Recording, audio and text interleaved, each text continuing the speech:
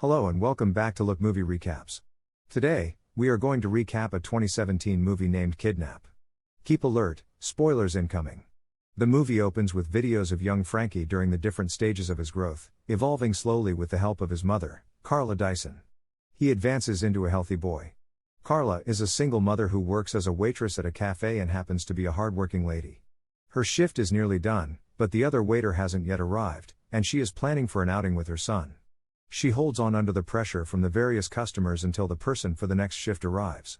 She calls Frankie to head to the park, and the two are now in a vehicle heading there.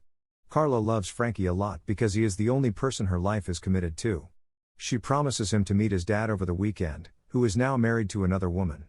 Finally, they arrive at the park, and while Frankie enjoys the games, Carla sits with another parent watching him. Frankie is now 6 years old, and they normally play Marco Polo, which brings fun to both of them. They proceed to watch the show, but shortly, Carla receives a call from her lawyer and informs Frankie to stay on the chair. Over the call, it's learned that Frankie's dad wants primary custody of Frankie. Carla keeps checking on where she left Frankie while still on the call. Her battery runs out, hence returning to where she left Frankie. Shockingly, Frankie is missing, but she thinks he is hiding, playing their Marco Polo game. She calls him out loud, but when she notices his toy recorder, she begins to worry because he doesn't normally leave it behind. Shortly, she notices one woman dragging him into a car and runs after them, but the car doors get locked. They drive away, and she holds onto the car, screaming for help, until she falls off. Her phone slips behind while pursuing them, and she runs towards her car to chase them before they go further. Realizing that her phone is missing, her only chance is to chase them. Suddenly, the traffic lights hold them, and she goes to see if she can get Frankie, but the car is locked. She requests the car in front not to leave, but when the lights go green, all the cars drive away with the kidnappers too. Heads back to her vehicle and continues with the chase. Being on a highway, she feels nervous about the speed she is driving. Having lost their sight, she prays to God for only one thing: to recover her son. Suddenly, she notices them again, but shortly they drive off to another route. She also instantly stops and reverses to follow them. The chase continues, though the kidnappers are also not willing to give up that easily. She requests some help, but the other driver isn't able to listen to her. The kidnappers throw some items to distract her, but she dodges them. They send her a tire, which passes over her, causing an accident, and Carla barely survives. She proceeds with the chase and turns on the radio to find out if the news is covering the events on the highway, but not really. She drives faster to reach near them, and they show her Frankie. They force her to branch off, or else they would kill Frankie. She persists, but upon seeing a blade, she decides to give up and let them go. She keeps a sight on them, knowing that if she loses them, Frankie would be gone forever. She looks at his picture and suddenly changes her heart to go hunt them again and gets fully committed to doing what it takes to get Frankie back. She manages to notice them again and keeps a close distance while following them. Over the radio, it's learned that the police are looking for Carla's vehicle because it caused an accident, which gives Carla hope that if they find her, they would find Frankie too. Suddenly, she notices Frankie's toy recorder, and upon listening to it, she comes across a recording. When the kidnapper approached Frankie, he was tricked into thinking that his mom was looking for him, and the kidnapper pretended to be a friend to Carla. Shortly, she notices a police officer on a motorbike, hence driving crazily to capture his attention. He approaches her, and she informs him about Frankie's kidnap, but the officer is only focused on her bad driving. He commands her to pull over, though she insists on informing him about Frankie's kidnap. Suddenly, the kidnappers knock him unaware and get stranded between the two vehicles. The cars branch off the road, leaving the officer down, and the kidnappers proceed with the run. They meet a dead end, hence stopping to turn around. Carla stops as well and moves out to see what's next. After some time, a man named Terry moves out and heads towards Carla. He gets a blade and runs to finish her, but she manages to reverse the car until he gives up. She then chases him back but suddenly stops, knowing that Frankie might be killed too if she kills him. She asks him what they want and provides him with her purse containing her credit cards as well as the PIN code. She informs him that the only thing she wants is her son and won't even report to the police if she gets him. She promises to pursue them no matter what until she gets Frankie back. Terry picks the purse and moves back to the car without saying a word.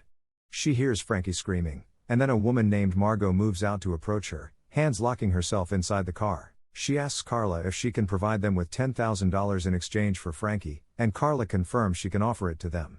Margot persuades her to open the car so that they can ride together, and when they collect the money, they would let Frankie go. Carla opens for her and starts to drive again, following the kidnapper's car because the woman assured her that everything would be fine the moment they collect the money. After a while, they enter a tunnel where Margot attacks Carla, and a fight begins inside the car as they control the vehicle. Margot starts to strangle her with a seat belt, but Carla manages to throw her outside upon moving out of the tunnel. She puts on Margot's sweater, disguising herself as Margot to trick Terry into moving ahead. They proceed with the journey, though Carla distances herself to avoid being noticed. She learns that they were planning on finishing her, though her vehicle seems to be running out of fuel.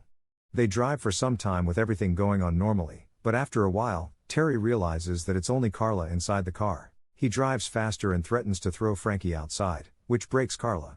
She stops and lets them go. After a while, she comes across a family fishing. She looks at Frankie's car seat, which prompts her to call the man and request him to call the police, telling him that her son has been kidnapped. She provides him with the car description of the kidnappers and proceeds to run after them. She drives for a while without any sign of them but suddenly notices the car after it caused an accident. She drives off the road, skipping the traffic, and later reaches the scene where the car is noticed. She asks about the whereabouts of the people who were inside and gets informed that they left already but directs her to a nearby police station. She reaches the police station where she reports her case description of Frankie and that of Terry. The officer seems busy, hence telling her to wait, but Carla informs her that it's getting late and Frankie might be killed soon. She then asks for a phone to call Frankie's dad, but while talking to him, she notices a lot of unsolved cases of missing children.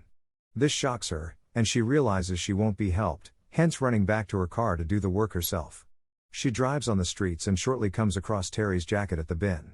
She senses that since he didn't have a car, he might be looking for a vehicle. Suddenly, she notices one car and realizes it might be the one he got, hence knocking it in the process. One woman gets knocked down, and she realizes that another car is going to finish her, hence sacrificing her car as a barrier to save her. Knowing that she is safe, Carla proceeds to pursue Terry, driving as fast as she can. Seeing the car not far from her, she keeps on the run, though her car seems to be running out of fuel. Carla drives faster so that she captures him before the fuel fails her, but Terry blocks all the possible ways of her getting close to him. She starts to knock his car, avoiding him from opening the door, but unfortunately, the fuel lets her down, giving Terry a chance to distance himself. With the car doomed, she tries to chase Terry on foot but shortly gives up. She then notices another vehicle approaching and stops it for help. When the man inside stops, she requests him to call the police. He informs her that there's a dead end where Terry went, but shockingly, Terry returns and runs into their vehicle. After a while, Carla is still alive and struggles to move out to check Terry's car, but he nearly shoots her. She manages to flee and runs inside her car, locking herself inside.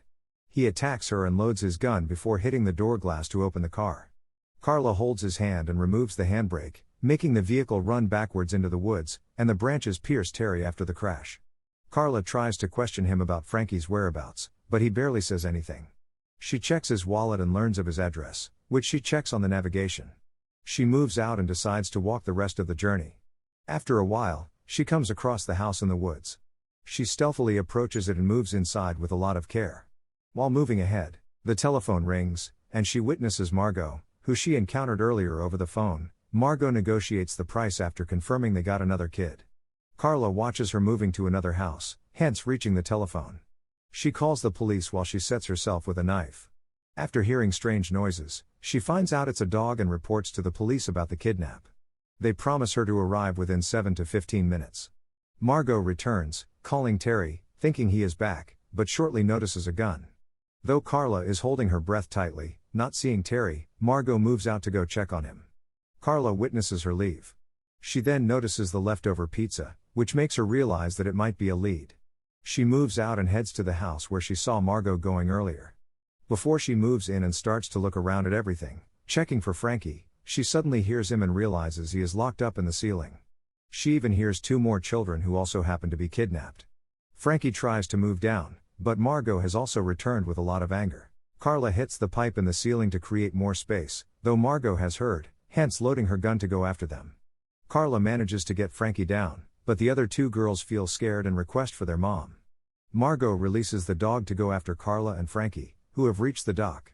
Upon seeing the dog, they disguise the boat as though they are leaving. Margot reaches the dock to shoot at the boat, though Carla and Frankie are hiding in the water just beneath her.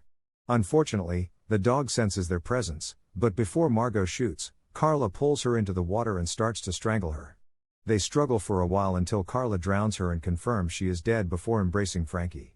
Later on, she returns to the room to collect the rest of the girls, but shortly another man comes inside with a gun. She informs him that her kid had been kidnapped, but the neighbor says he knew the Terrys for 14 years and they weren't kidnappers.